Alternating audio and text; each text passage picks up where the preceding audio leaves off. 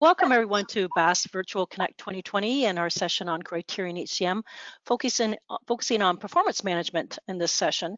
Many of you, I think, have been attending our prior sessions, and thank you very much for following the journey of Criterion with us. I'm Nancy Pierce, your BAASS host for this session, and also I'd like to introduce Ken Litt. He's the Implementation Manager with Criterion. Our agenda. Sorry, Ken. So our agenda then for today, we're going to be looking at performance reviews, goal reviews, manager journals, and really going to be learning how Criterion empowers employees and their managers with tools to collect thoughts between reviews, set goals, and fill out reviews online prior to meetings, and expanding the assessment of employees beyond the traditional manager structure with peer reviews, or switch it around and have employees assess their managers, which I think is probably going to become a popular option. I'd like to start to remind you that you're in listen-only mode, but please post your questions using one of these formats during the session, and we'll review and respond at the end. Maybe, Ken, you could just show that screen. Totally. There we go. So you know how to post your questions. And then, Ken, I'll just get you to show the next screen. And then, you know, many of you were probably on the first session with Steve Kuhn or have heard this with the prior Criterion presenters. But if you're new, we just want to make sure you get a little overview about the system. And then we'll just dive back in and talk a little bit more about the topic of performance management. Thanks, Ken. No problem. Oh, so sorry, if you just want to go back and there you go. So really, you know, just touching on the fact that Criterion is a company that's been around for 35 years for HR and payroll software development, focused on the mid-market clients, and it's a single database. And this is the most important thing to take away from this. It is a single database deployed in the cloud. And if you are a Canadian customer, your data is hosted in Canada. It's fully configurable for each of your unique requirements. And then as we show here, we're just focusing on in the talent management module, focusing on the performance management. Thanks. Okay, so basically what are, Ken, maybe you could slide along. Totally. So we have just some benefits here on the performance appraisals. Everybody needs feedback, and we all need feedback on how we're doing. We thrive on positive feedback, and we learn from constructive feedback. Nobody wants to get bad feedback. We're more motivated when we have a goal to aim for, especially in the current climate of more staff working remotely, telecommuting, working from home. Those traditional face-to-face meetings may not be available. So it's time to break away from the antiquated promotion-based, raise-driven annual review meetings that are painful for everybody involved. When an employee goes in with the motivation just to get a raise and the manager or the owner or the person who they report to is looking to protect that pocketbook, it doesn't always work out very well. I see organizations trending more toward ad hoc performance improvement reviews or quarterly reviews and more goal-focused reviews instead of just competency ratings. So working collaboratively with the employee on their future. By moving to electronic reviews, organizations are seeing greater efficiencies and time savings. It's similar to the benefits we talked about earlier in recruiting. They gain consistency and standardization of forms with their reviews all coming out of one place, a central location for holding that information, no more disparate systems and filing cabinets in various locations. Time savings are compared you can compare that to the effort to distribute those manual review forms, manage them, collect them, store them, and often people can't even get access to them. It's really no comparison. HR admins can easily see the status of reviews. Has the employee completed theirs, or has the manager even started their reviews yet? And then if there's a bottleneck, Criterion offers auto approvals. So it's not done in time by the allotted manager, then it can just be moved and approved. at this stage, then we'll just slide over to the next slide, Ken, and then Ken's going to, talk about these topics in the system, and take it away, Ken, and you can show a little bit in Criterion.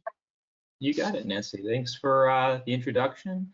And just to beat the hammer on the head of the nail, the savings that go across for performance reviews and a week's worth of time, 40 hours for an HR administrator from needing to save that distribution time is then just directly saved back to the company that you invested in your system that they're using in the first place. And then they're able to then use that time and energy on more creative efforts for the HR team and the organization as a whole.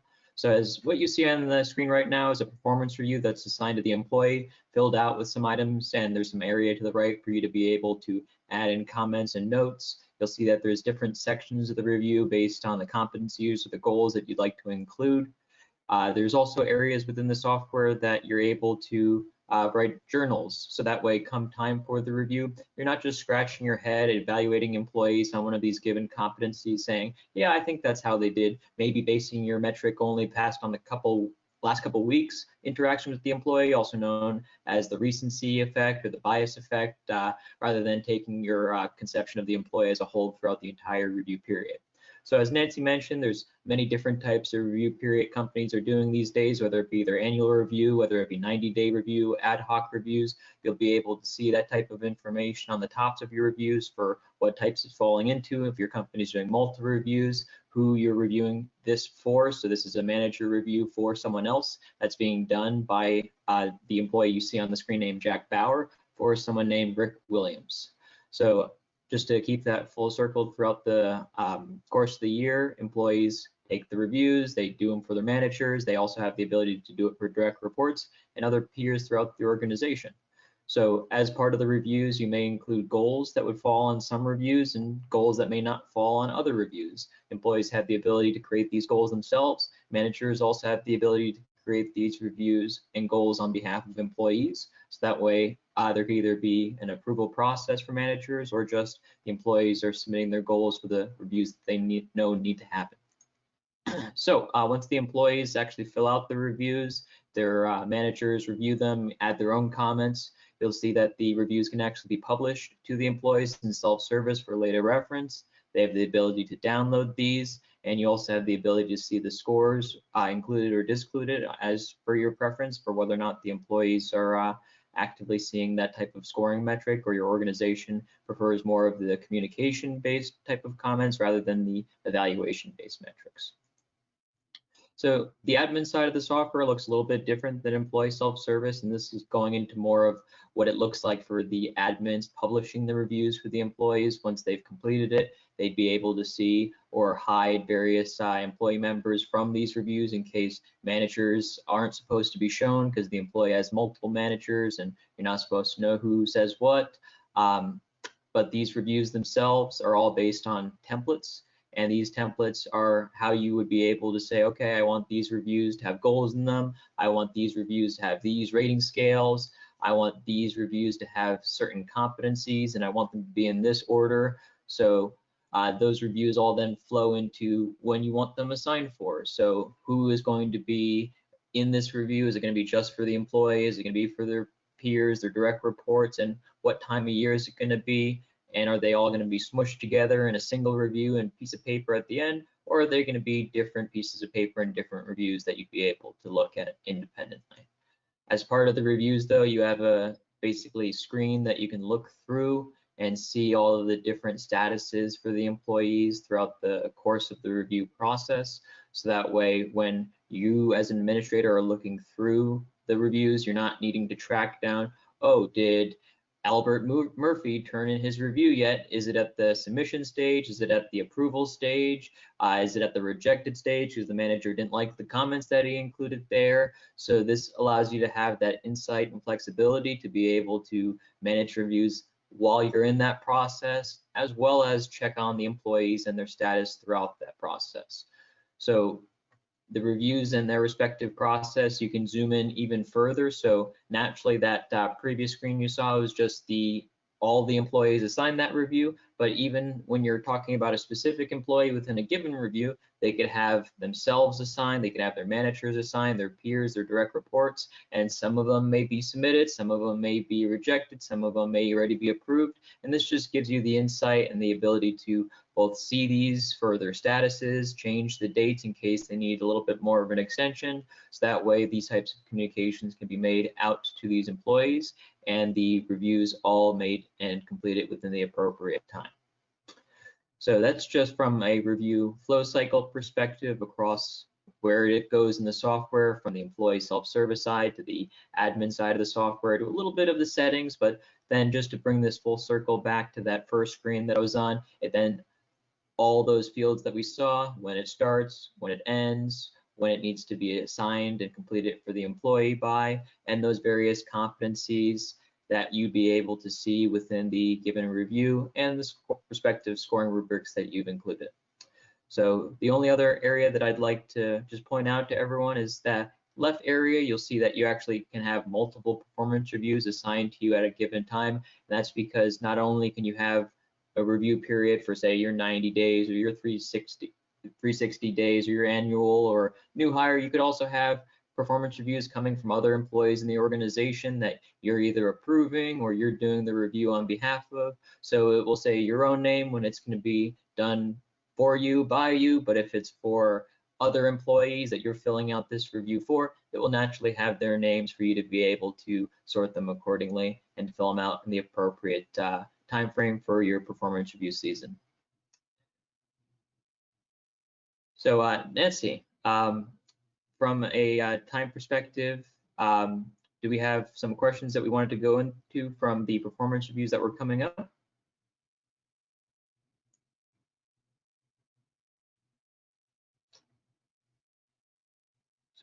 Sorry there, I had to unmute myself.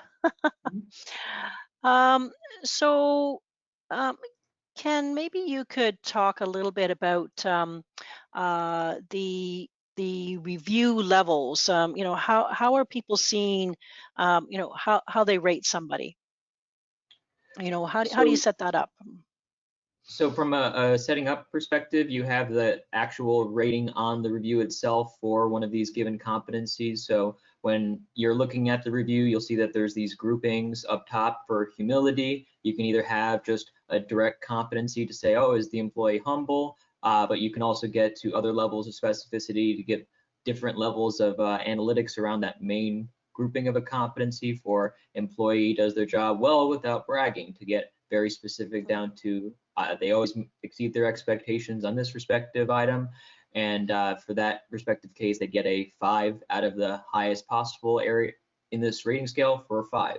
You can have different rating scales though per competencies, but from a rating perspective, it always tends to be a little bit smoother from a given section to have a consistent set of ratings. But if you are grading drastically different things like hours of training and development relative to customer service, it makes sense to create 2 different rating scales for those types of evaluating competencies. And then for the how around that, we have an area in the settings that you'd be able to go for around the review area. So this is in the settings, you'll see that we have review scales, review competencies, review periods, and review template.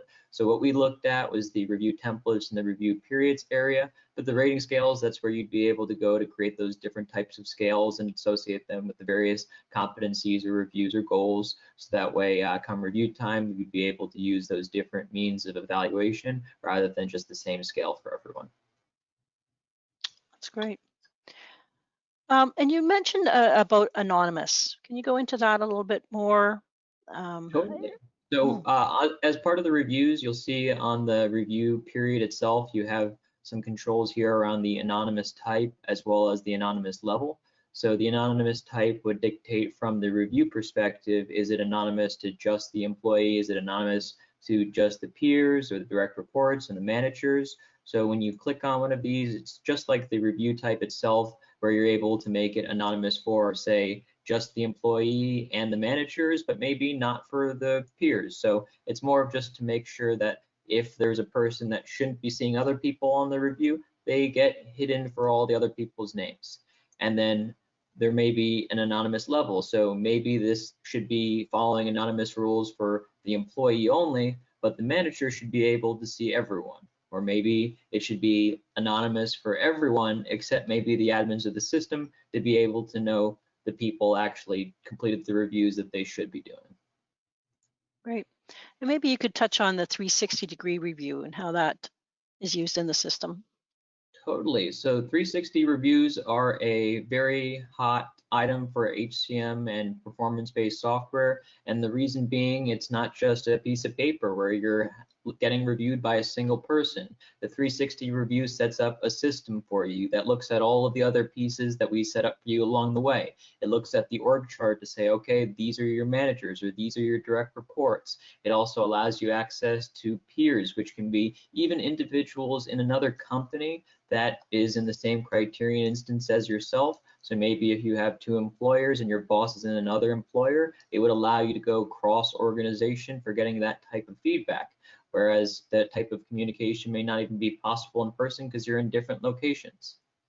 So from the 360 perspective, that also ties in with the aggregation of reviews. So that's just a fancy word of saying smush them all up. So once you have a lot of people doing the same review of someone, you most likely don't want to look through 7 different pieces of paper for 7 different people that reviewed you. You'd more like it to have it consolidated on a single piece of paper. My first competency, person 1 said this, person 2 said that, all the way up to person 7, and then you'd be able to have them marked out as manager or as self. As you can see from the review and self-service and from the admin side, it breaks it out by those levels of this was manager 1 and they were made anonymous. This is the employee and they weren't made anonymous. That's why you can see their little picture, you can see their name. So it also adds that little bit of professionalism that may be lacking from just a piece of paper that you're using or a PDF file.